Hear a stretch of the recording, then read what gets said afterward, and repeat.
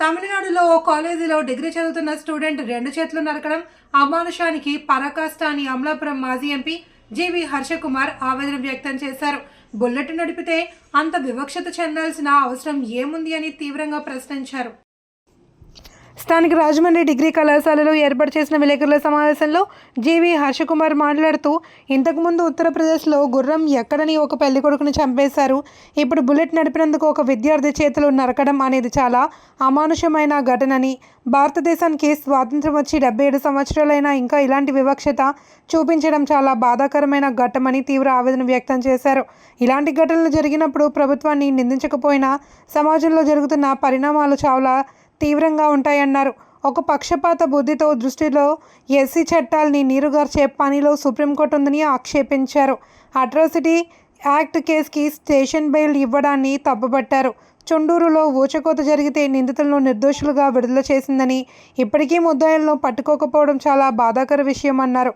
ఇప్పటికైనా సుప్రీంకోర్టు కేంద్ర ప్రభుత్వం దళితుల పట్ల దయతో కఠిన చట్టాలు తీసుకొచ్చి దాడుల నుండి కాపాడాలి అని కోరారు.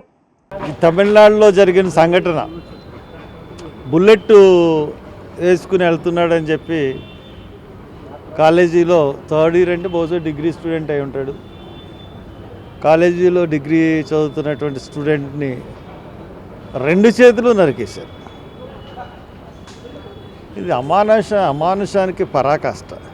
అంటే ఒక దళిత బిడ్డ బుల్లెట్ నడిపితే అంత ఆక్రోశం చెందాలా? ఇంకా సంఘంలో ఇంత వివక్ష ఉందా? ఇంతకుముందు ఉత్తరప్రదేశ్లో గుర్రం ఎక్కాడని ఒక పెళ్లి కొడుకుని చంపేశారు. ఇంకా హత్రాస్ లాంటి సంఘటనలు మనం చూస్తూనే ఉన్నాం. భారతదేశంలో ఇప్పుడు 77 సంవత్సరాలు అయింది స్వాతంత్రం వచ్చి, 78వ సంవత్సరం రాబోతుంది. ఇటువంటి పరిస్థితుల్లో ఇటువంటి అమానుషుల సంఘటనలు జరగడం అన్నది, అంటే దీన్ని ప్రభుత్వాన్ని మనం నిందించలేం, కానీ సమాజంలో జరుగుతున్న పరిణామాలు చాలా తీవ్రంగా ఉంటున్నాయి. ఎంత తీవ్రంగా ఉంటున్నాయంటే, ఒకటి సుప్రీంకోర్టు కూడా, నేను ఖచ్చితంగా చెప్తున్నాను, ఒక పక్షపాత దృష్టితో ఎస్సీస్ పట్ల ఉంది.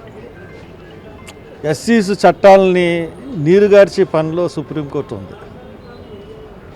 ఇంతకుముందు ఫోన్లో దూషించిన నేరమే అన్న చెప్పిన సుప్రీంకోర్టు 10 మందిలోనే దూషిస్తే తప్పు అనేసి కొత్త భాషను చెప్తా ఉంది.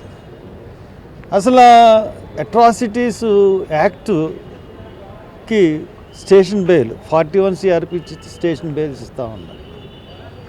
అంటే వివక్షని సుప్రీంకోర్టు కానీ హైకోర్టులు కానీ వివక్ష తొలగించాలనుకుంటున్నాయా, వివక్షని ప్రోత్సహించాలనుకుంటున్నాయో అర్థం కాని పరిస్థితుల్లో ఉంది.